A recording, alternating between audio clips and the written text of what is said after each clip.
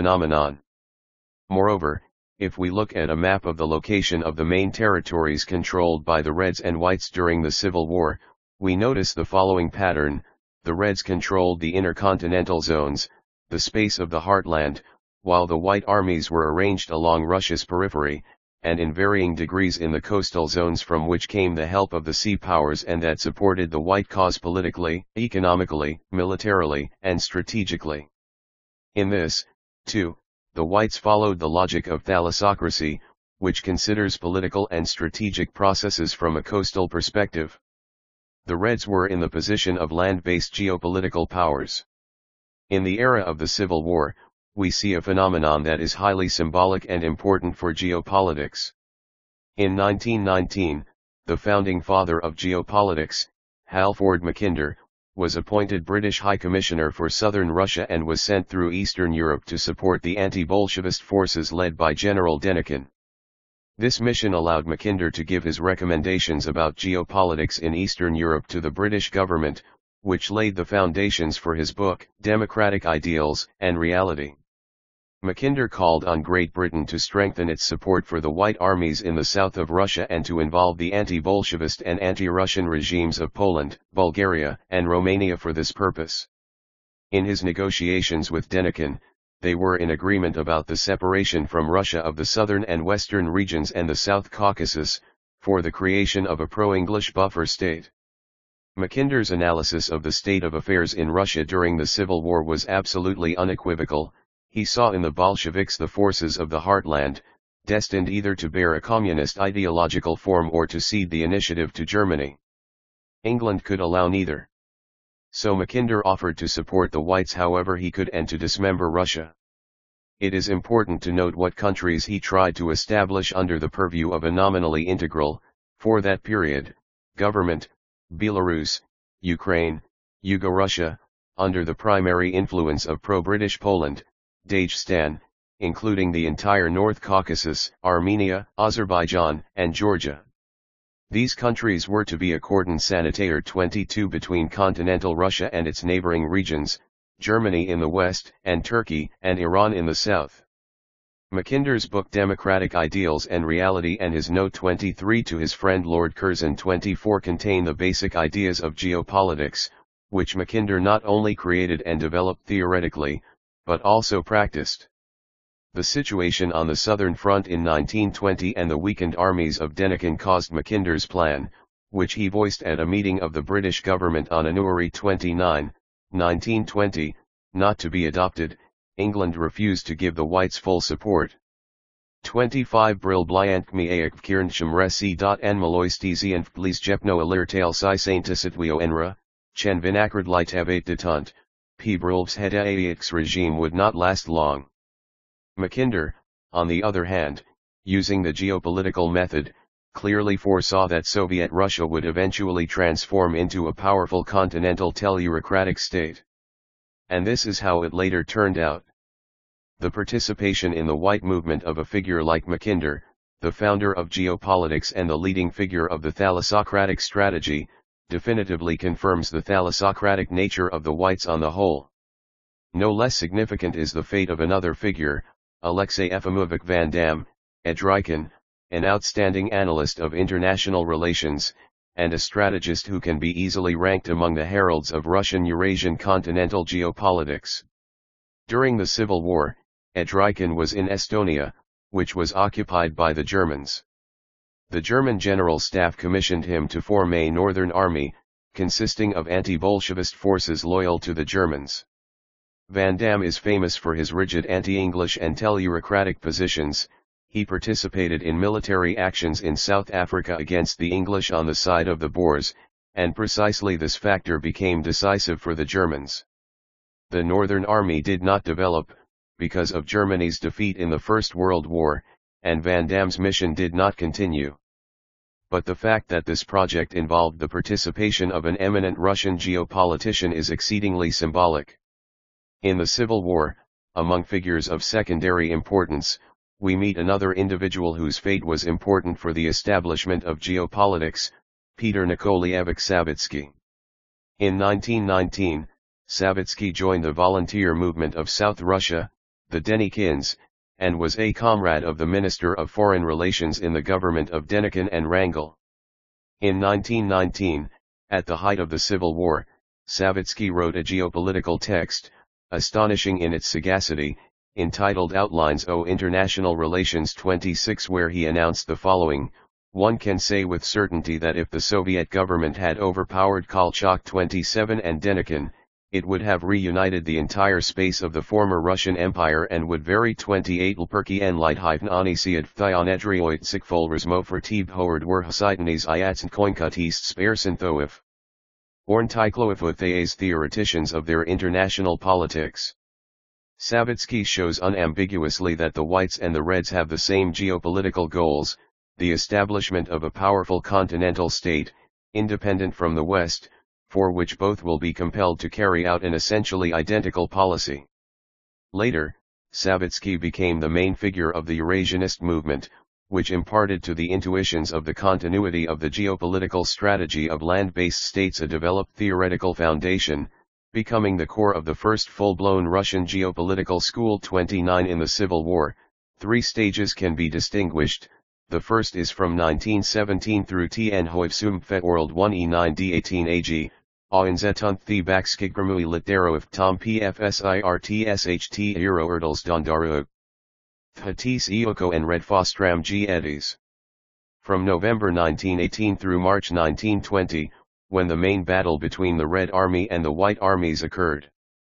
In March 1920, a radical shift in the Civil War set in. In this period, an abrupt decrease of military actions from the side of the forces of the Entente occurred, due to the end of the First World War and the withdrawal of the main contingent of foreign troops from the territory of Russia.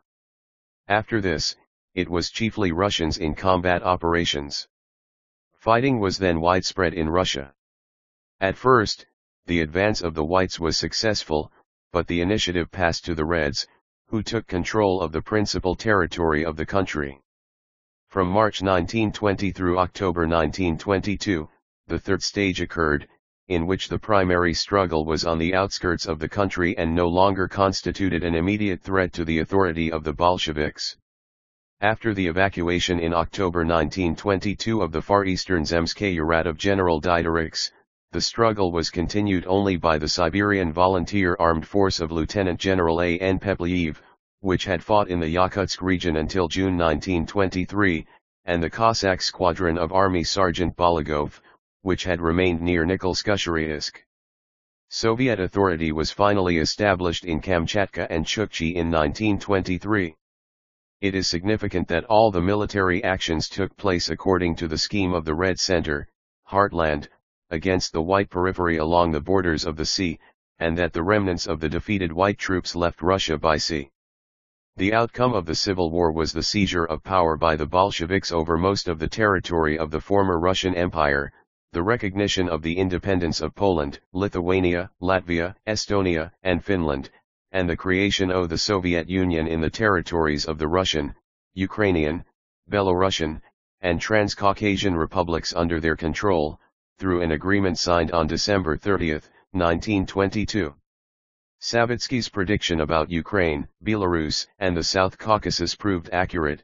The Bolsheviks did not grant these territories independence, but included them in the composition of the Soviet state.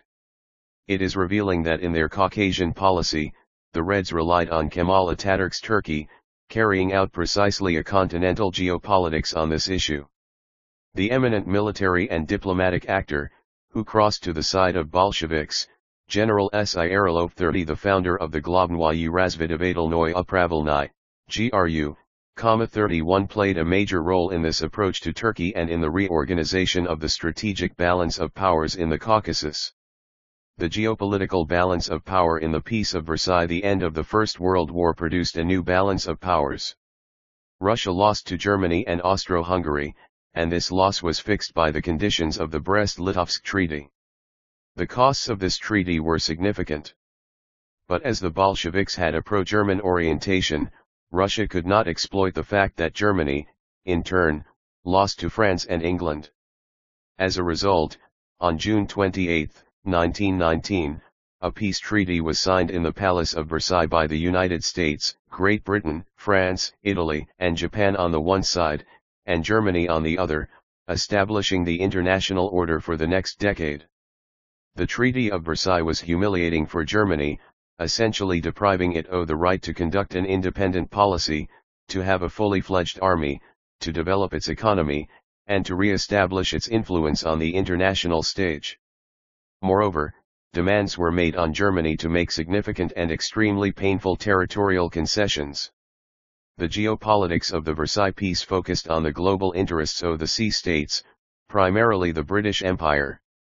Essentially, England was recognized almost de jure as the sole legal owner of the world's oceans.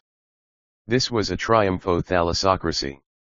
Bolshevik Russia was factored out altogether, and defeated Germany was put in onerous fetters.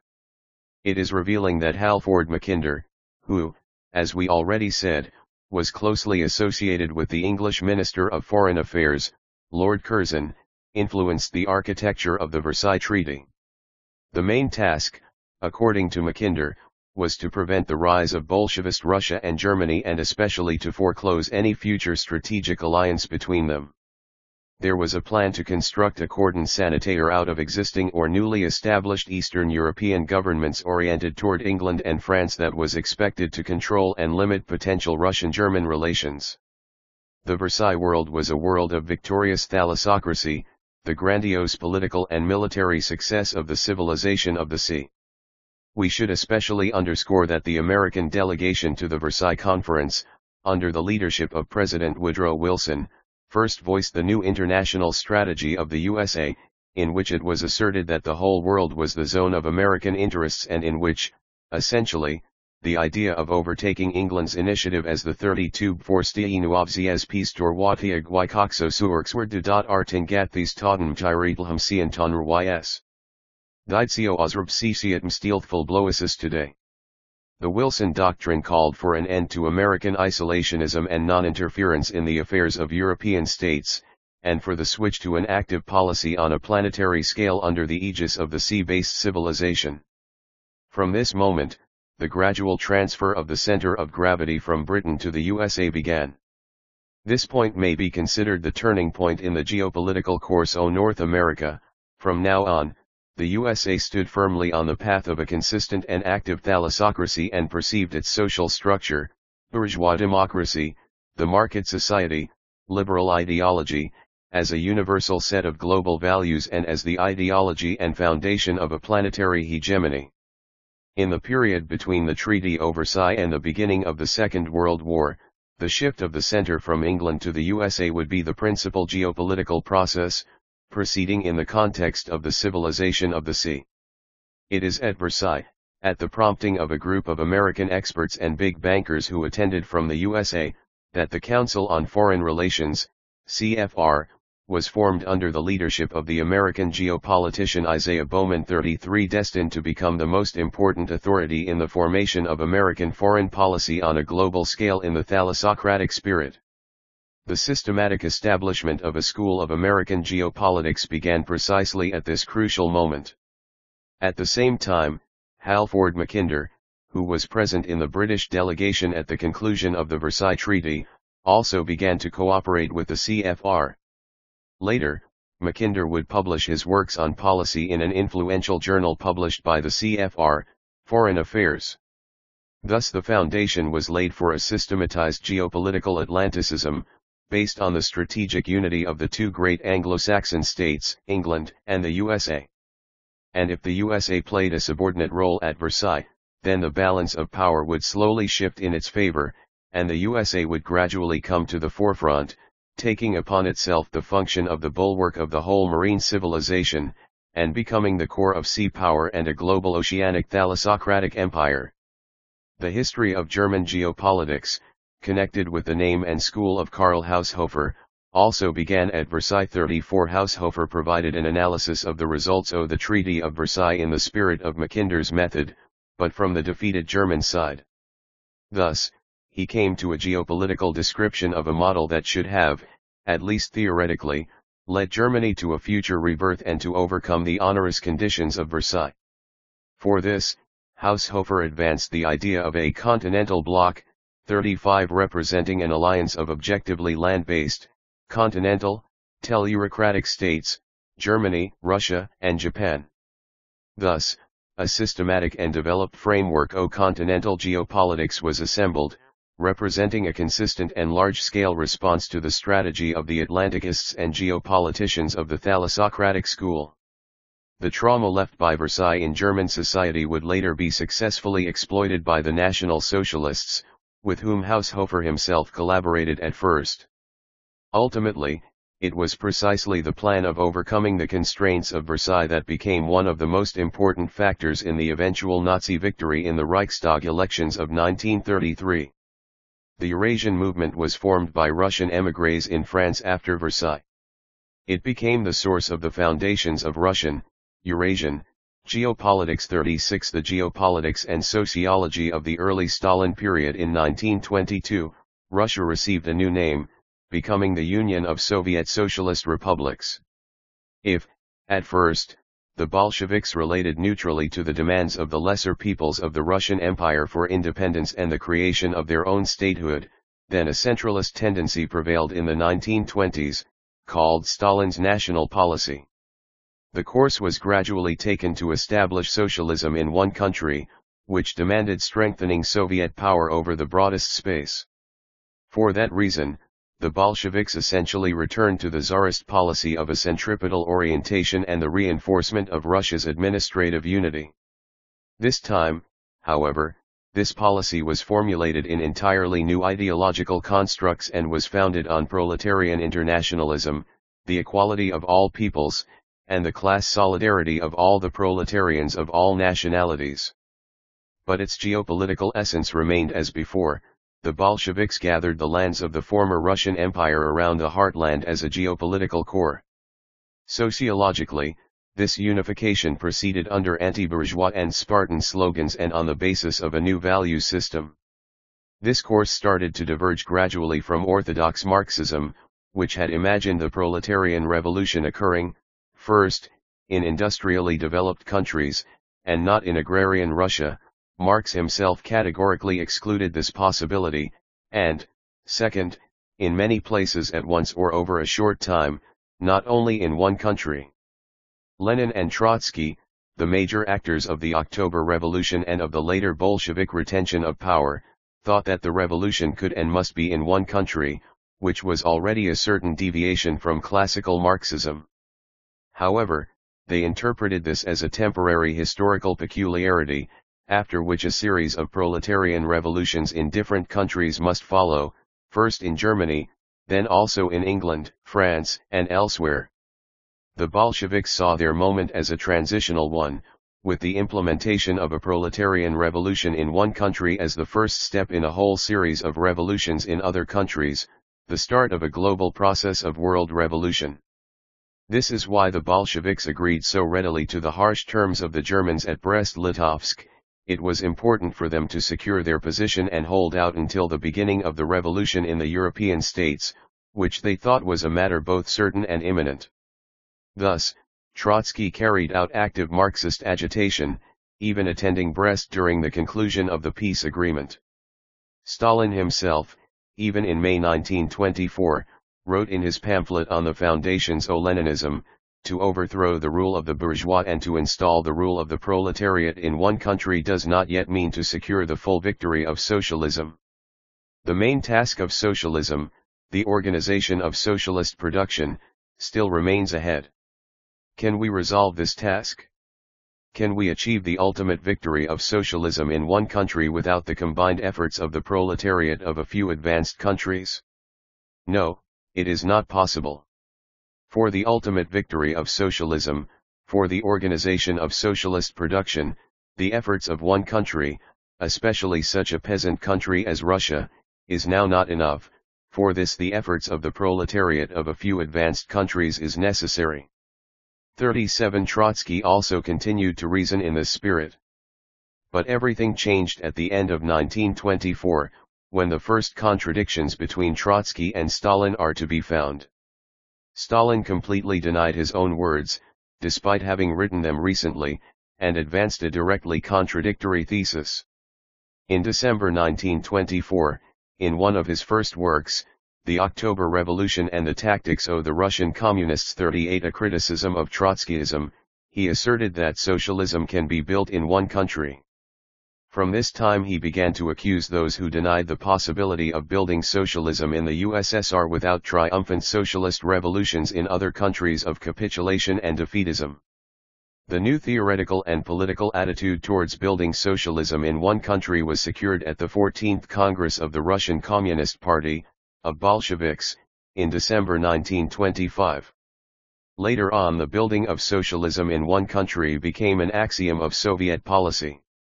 After this, hopes for proletarian revolution in other countries receded to a place of secondary importance, while the strategic tasks of securing the USSR as an independent great power capable of repelling an attack by the capitalists encircling them was moved to the forefront.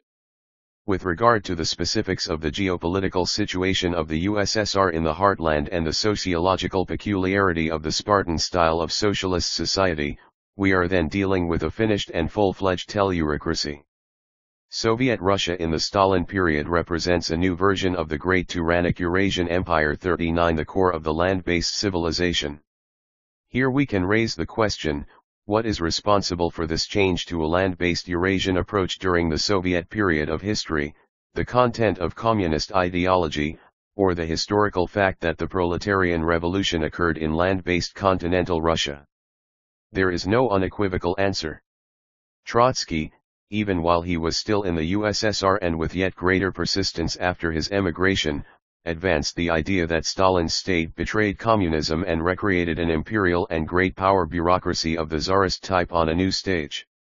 Thereby, Trotsky tore socialism away from its Eurasian context and ascribed the peculiarities of the USSR, which he criticized, to a return to a national Russian strategy. A different point of view characterizes some contemporary Marxists, for instance, Costanzo Preve, 40, who see an internal connection between socialism and continentalism, the civilization o' land, and thereby consider the victory of socialism in land-based Russia, and later in other land-based, traditional societies, China, Vietnam, Korea, and so on, not an accident, but a regularity. In any case, the construction of the USSR after 1924 shows how precise and true were the predictions of Mackinder and Savitsky, who considered from different points of view the geopolitical future of the Bolsheviks. The USSR became a powerful expression of the heartland, while its confrontation with the capitalist world was a manifestation of the most important and perhaps even culminating phase of the Great War of Continents, the battle between the land-based behemoth and the sea-based Leviathan, in Carl Schmitt's 41 terms. The policy of building socialism in one country and the growth of Soviet patriotism were essentially the next stage of continental, sovereign empire building. And it is no accident that in the 1930s, when Stalin secured his authority, we see the distinct expression of monarchical tendencies, which constituted the peculiarity of the Russian East and the Muscovite ideology and the main impetus for the construction of a Russian empire. Functionally, Stalin was a Russian Tsar, comparable to Peter the Great or Ivan the Terrible. In its new historical phase, the USSR continued and developed the geopolitical processes of a land-based civilization on a previously unparalleled scale, and created the state o' Great Turan. The Eurasian great continental substance is hidden under socialist forms. The transfer of the capital of Soviet Russia from St. Petersburg to Moscow by the Bolsheviks on March 12, 1918, was symbolic. And although this measure was dictated by practical considerations, on the level of historical parallels it signified a substantial shift toward the Russian East and thus toward the Moscow canons of land-based geopolitics. The USSR was a new version of the Russian land-based Tsardom, and Stalin was the Red Tsar. The conception of the Third Rome during the Middle Ages was paradoxically transformed into the idea of Moscow as the capital of the Third International 42 as a network of communist parties and movements oriented toward Soviet Russia. The Third International became a geopolitical instrument for the propagation of land-based, teleurocratic Russian influence worldwide. In terms of ideology, this was a territorially unbound, international, planetary network. But in terms of strategy, the Third International fulfilled the function of a geopolitical instrument for the expansion of the heartland's geopolitical zone of influence. The orthodox messianism of the 16th century was reflected wonderfully in the Bolshevist communist messianism of global revolution with its core in Moscow, the capital of the Third International. The geopolitics of the Great Patriotic War after the Nazis came to power in 1933, a new geopolitical balance of power took effect in the world. On one hand, there was the powerful Eurasian Great Continental Soviet Union, ruled autocratically by Joseph Stalin. This is the heartland, the core of the global continental force. In the West, two blocks of governments form anew, as at the end of the First World War, one the thalassocratic alliance of England, France, and the USA, and the countries of Eastern Europe that belonged to the cordon sanitaire and were under the control of thalassocracy, Poland, Czechoslovakia, 2. The European continental, tellurocratic states, led by Nazi Germany and Fascist Italy and by the countries occupied by them or their allies. In the east we had Japan, aligned with Germany, underscoring Japan's tellurocratic orientation. China was in an exceedingly weakened condition and was to a significant degree controlled by the English. In such a situation, we can, theoretically, imagine the following alliances that might have come about in the inexorably approaching war. 1. A realization of the continental bloc along Haushofer's model. This proposes an alliance of the USSR with Nazi Germany and with the other countries of the Axis and Japan. There are specific antecedents for this in the Germanophilic orientation of the Bolsheviks, the communist Karl Radek 43 and the German National Bolsheviks 44 in particular. Ernst Niekisch 45 insisted on a union of the leftist nationalists and the USSR in an anti-bourgeois, anti-Western, anti-French and anti-English strategic harmonization, 46 in geopolitical analysis and in the fact that both regimes are nominally socialist and anti-capitalist. But dogmatic Marxism, Stalin's internationalism, and Hitler's racist, anti-communist and Judeo-phobic worldview prevented this. The Molotov-Ribbentrop Pact 47 was a step towards such an alliance.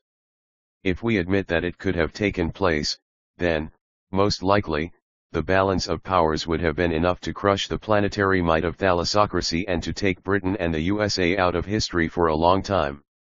Objective geopolitics urged the major continental players toward precisely such an alliance. This objective geopolitics had its conscious and systematic representatives in Germany, the school of K. Haushofer, but not in Russia. We must notice that in Germany, too, the leaders of National Socialism listened to Haushofer's opinion only partially. 2. An alliance of the Axis countries with the bourgeois democratic regimes of the West against the USSR. In this case we would have something analogous to the alignment of forces in the Crimean War 48 when all Europe was consolidated against Russia. The Munich Agreement 49 was a step in this direction.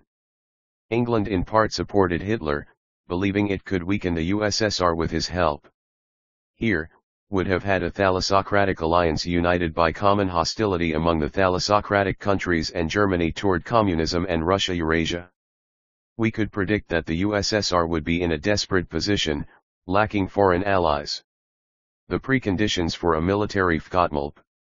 A Haganische Feldruthavoyubgeet oft Iasnpliasisnib Failvatoir at Beliotoant de Utique Sassenran Obtuptum Rislet Lyco Ulit that the strange flight of Rudolf Hess 50 Haushofer's teacher, to England after the start of Anglo-German military clashes was a desperate attempt to arrange an alliance of Germany with England in the run-up to the inevitable conflict with the USSR.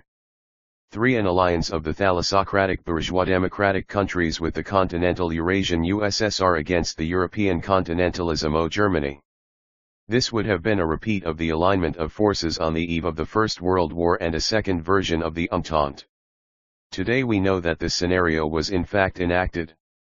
This happened primarily because of Hitler's suicidal adventure, a war on two fronts against both the West and the East. Ultimately, the winners could only be the countries of the West, since a conflict of two continental states with each another, like with Napoleon's invasion, entailed their mutual weakening. Thus, the representatives of three geopolitical powers and three ideologies clashed against each other in the Second World War. The heartland was represented by Soviet Russia, Stalin, and socialism, Marxism. The sea power, in the coalition of England, the USA, and France, was united under a liberal bourgeois democratic ideology. The continental power of Europe, Central Europe, was represented by the O of Sistko Yunti Trihisir, Gthutairdr, Niaktio, and Falskistoiktial Lysum DT Hisakrisamt, Liatanst, and Jadpanachi id Simalut Orgai traditionalism. Irreconcilable and having no common ideological points o intersection at all, the Poles, the USSR and the Western capitalist countries, representing respectively the land and sea, proved a barricade against Central Europe and National Socialism. This alignment of forces entirely contradicts the context and regularities of objective geopolitics. So it shows the powerful influence of the subjective factor, Hitler's personal adventurism and the effective work of anti-German agents in the USSR and anti-Soviet agents in Germany. The timeline of the Great Patriotic War, which began on June 22, 1941, and ended on May 9, 1945, is known to every Russian. The first stage of the war, repeating the story of Napoleon's invasion, was a relatively successful blitzkrieg by German troops, leading the German divisions to Moscow by November 1941. By December 1, German troops seized Lithuania, Latvia, Belarus, Moldova, Estonia, a significant part of the Russian Soviet Federative Socialist Republic, RSFSR, 51 and Ukraine, and advanced as deep as 850-1200 kilometers. As the result of fierce resistance, the German armies were stopped in all directions at the end of November and beginning of December. The attempt to take Moscow failed. During the winter campaign of 1941-1942, a counteroffensive was carried out in Moscow. The threat to Moscow was removed. Soviet troops threw the enemy 80250 kilometers back to the west, completed the liberation of the Moscow and Tula districts, and liberated many regions of the Klinsky and Milensky districts. On the southern front, Soviet troops defended the strategically important Crimea. A change began in the autumn of 1942. On November 19, 1942, the counteroffensive of Soviet troops began. And from the start of 1943, Soviet troops were moving resolutely westward. The decisive events of the summer-autumn campaign of 1943 were the Battle of Kursk and the Battle of the Dnieper. The Red Army advanced 500-1300 kilometers. From November 28 until December 1, 1943, the Tehran Conference of Stalin, Churchill, and Roosevelt 52 took place, where the major question was the opening of a second front.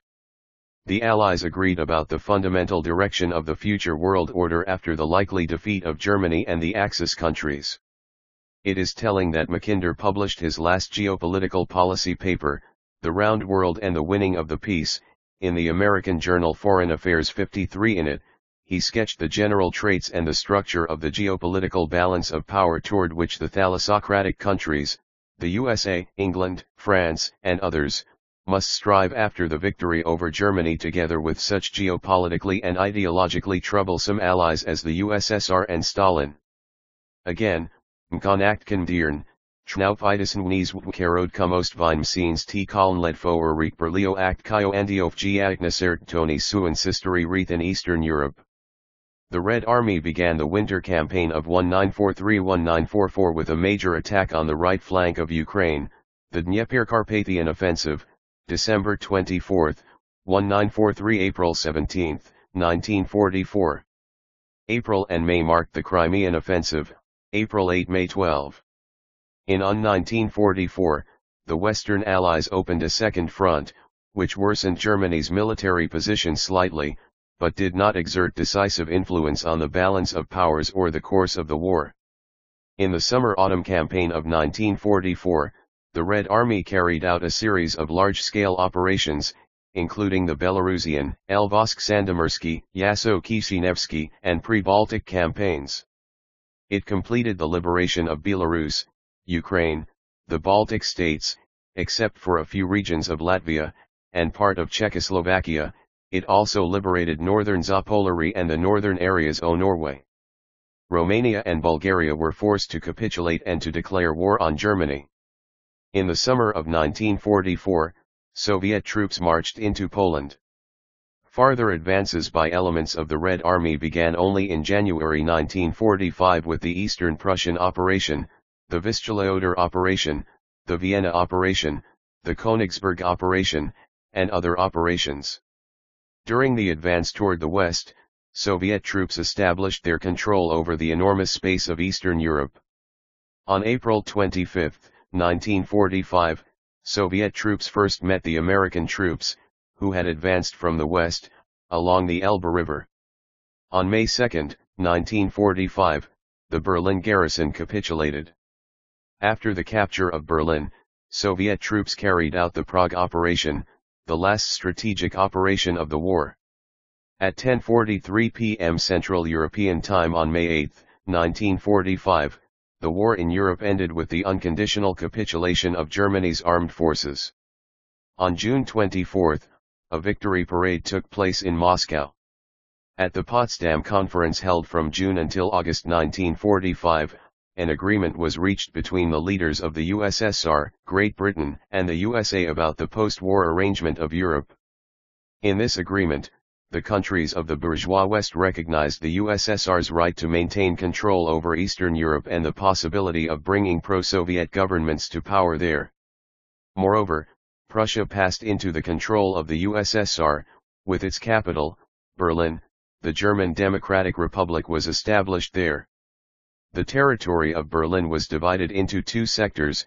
The eastern part was under the control of the USSR, and the western part was under the control of the troops of the Western Allies and was united to West Germany, the Federal Republic of Germany. The following European countries were in the zone of high-priority Soviet influence: Poland, Hungary, Romania, Yugoslavia, Czechoslovakia, Bulgaria, the German Democratic Republic, and Albania. At least at first, it later selected Maoist China as its reference point. Later, in 1955, these countries, except for Yugoslavia, which took the independent socialist third way, also signed the Warsaw Pact, which proposed the creation of a military bloc, symmetrical to the Western Bloc of capitalist countries, the North Atlantic Treaty Organization, NATO. This pact, as a visible military strategic expression of the bipolar world, lasted until June 1, 1991. The geopolitical outcomes of the Great Patriotic War. There were many geopolitical outcomes of the Great Patriotic War. The continental European power, Germany, suffered a crushing defeat, dropping off the stage of world politics for many decades. The land-based, continental element of European politics was paralyzed for a long time. Moreover, National Socialism and Fascism were decisively outlawed as ideologies, and the Nuremberg trials passed a sentence not only on Germany's political actors, held responsible for crimes against humanity, but on this ideology, branded as criminal. Thus, in the world according to the conclusions of the Potsdam Conference, only two geopolitical and ideological forces remained: the liberal bourgeois democratic capitalism of the West, with its core in the USA, as the pole of global thalassocracy, and the socialist, communist, anti-bourgeois Soviet East, with its core in the USSR. We moved from a tripolar geopolitical and ideological map to a bipolar organization of global space. From February 4 through February 11, 1945, the Yalta Conference, involving Stalin, Churchill, and Roosevelt, was held. The principles of post-war politics were discussed, and the bipolar structure of the world was formally fixed. Churchill and Roosevelt represented the Anglo-Saxon world and the American English axis, which became a unified, strategic center, the core of Atlantic society and thalassocracy. Only Stalin spoke on behalf of the USSR as a great global Eurasian empire. This bipolar world order was called the Yalta world. Geopolitically, This meant the establishment of a planetary balance between the global thalassocratic and capitalist West and the equally global tellurocratic, communist East, extending far beyond the limits of the USSR. Moreover, the third force, represented by the European continental center and the ideology of the Third Way, vanished for good, or at least to the present day. The geopolitics of the Yalta world and the Cold War. We should now pause for a geopolitical analysis of the borders between the two worlds, West and East, that were drawn on the basis of the Yalta Conference and the post-war balance of power. The structure of borders has a tremendous impact on the general balance of powers. The Belgian geopolitician and political scientist Jean Thiriart 54 first mentioned and analyzed this fact concerning the borders of the Warsaw Pact. 55 Thiriart noted that the structure of the borders between the Western and Eastern blocs, passing through the European space, was exceedingly advantageous for the USA and to the same degree disadvantageous for the USSR. This is because the security and defense of land-based borders is an exceedingly difficult, expensive, and resource-consuming task, especially in the case when the border is not connected to the presence of normal, natural obstacles such as mountains, river basins, and so forth, all the more so when we are considering a sociologically homogeneous society, ethnically, culturally, religiously, and so forth, on both sides of the border. The border between the countries of the Warsaw Pact, a continuation of the USSR and a continental tellurocracy, and the countries of NATO, the strategic satellites of the USA, was such a border. By contrast, the USA was safely secured by the oceans that surround its borders, which do not demand large resources or expenses to defend and permit focus on other strategic problems. In the case of a conflict with the USSR, the USA would have lost the territory of Western Europe if necessary, but its own territory was left out of reach. The USSR, however, was forced to defend the borders of the Warsaw Pact as its own. This created unequal starting conditions for the victors of the Second World War, giving powerful strategic superiority to the USA and the NATO bloc. Understanding this, Stalin, and especially Beria 56, who spoke of this more openly, elaborated plans in the early 1950s for the Finlandization of Europe, the creation of a bloc of governments in Eastern and Central Europe that would be neutral toward the USSR and NATO. This would allow a different structuring of borders. The wider this neutral European zone would be, the more comfortable European borders would be for Russia. At the end of the 1960s, Jean Thiriart predicted the inevitable collapse of the USSR, should the structure of borders in Europe remain unchanged. But he also proposed another scenario, the creation of a Euro-Soviet empire from Vladivostok to Dublin. 57 A broadening of the borders of the Warsaw Bloc to the shores of the Atlantic.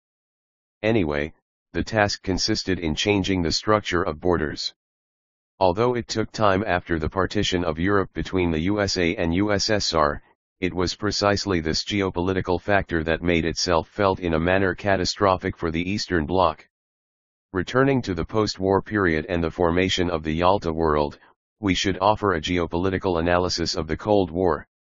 2 years after the victory over Hitler, relations between the victors of the Second World War began to worsen rapidly. Here, objective geopolitics made itself felt. The alliance of the Western thalassocratic democracies and the socialist Soviet tellurocracy was so unnatural, both geopolitically and ideologically, that a conflict was lying in wait in these relations from the start.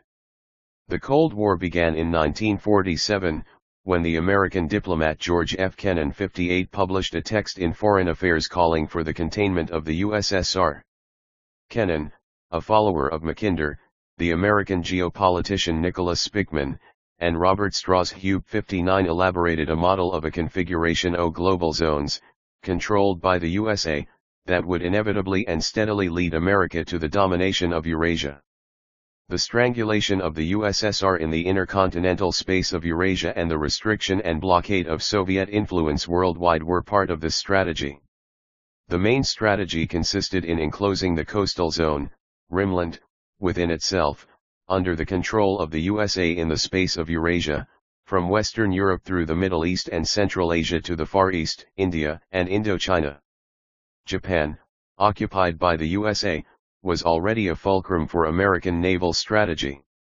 The USSR reacted to this strategy and, in turn, tried to break the control of the USA and NATO over the coastal zone, Rimland. Evidence of this reaction can be seen in the harsh confrontation that occurred during the time of Vietnam, the Korean War, and the Chinese Revolution, actively supported by the USSR. Moreover, the USSR supported socialist tendencies in the Islamic world, in particular Arab socialism, 60 and gave support to pro-Soviet communist parties in Western Europe. The Great War of the civilization of the sea and the civilization of land was also carried to other continents, Africa and Latin America. In Africa this involved Angola, Ethiopia, Somalia, and Mozambique. Afro-communism. In Latin America, it was Cuba and the powerful communist movements in Chile, Argentina, Peru, Venezuela, and elsewhere. The factor of nuclear weapons was of tremendous importance in the Cold War. The USA's new weapon, successfully deployed in the attacks on Hiroshima and Nagasaki,